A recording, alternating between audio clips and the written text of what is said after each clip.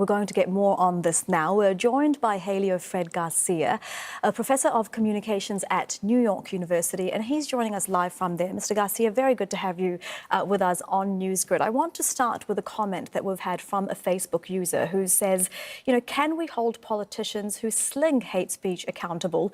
This guy, referring to the suspect, said he was inspired by Trump.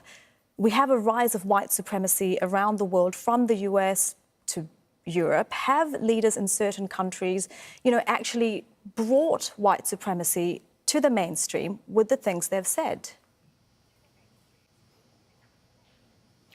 Elizabeth, sadly, the answer is yes.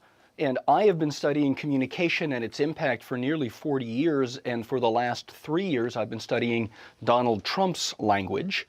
And he uses language to divide people. His very first announcement that he was running for president began by labeling Mexicans rapists. And he continued that theme. Hate crimes against people perceived to be Latin in the United States rose dramatically in those 6 months. He then called for a total and complete ban of Muslims entering the United States. For the next 6 months, there was a significant increase in hate crimes against people perceived to be Muslim. Now, what's fascinating about the possible linkage between New Zealand and the United States is in October, the president began aggressively using the language of invasion, that the country was at serious risk of fatal harm. And the white supremacist who killed people in the Pittsburgh synagogue 6 days before that shooting, on his social media post said, "I see they've stopped using the phrase illegal alien. They're using the phrase invader. I like this." On the morning of the shooting in Pittsburgh, he said, "This Jewish group likes to bring in invaders to kill our people. I can't stand by and have our people be slaughtered. I'm going in."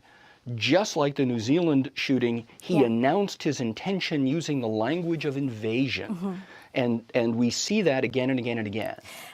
What we need in the United States, and what I believe we need elsewhere in the world, is for political leaders to name this, for civic leaders to name this and hold political leaders accountable for the language and for the consequence. Is this leader, is US President Donald Trump capable of doing that? And when we talk, you know, about what's happened in New Zealand, it's on the other side of the world to the United States. There's so much talk about how New Zealand is a peaceful country and somewhere where this shouldn't have happened. But does the existence of white supremacy anywhere mean that attacks like this can happen anywhere?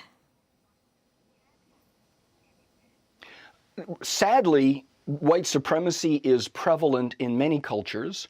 What I worry about is what takes someone from being a latent white supremacist to being an active participant in acts of violence.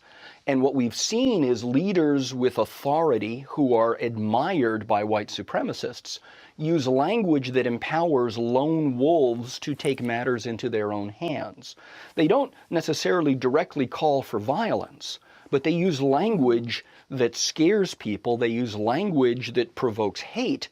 And some people take that as the signal to take up arms and do something about it.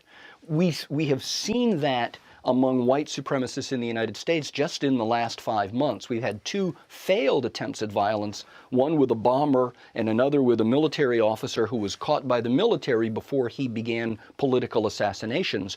In all of those cases, they were white supremacists who had never committed acts of violence, but something provoked them. And in all of those instances, they quoted the language of President Trump.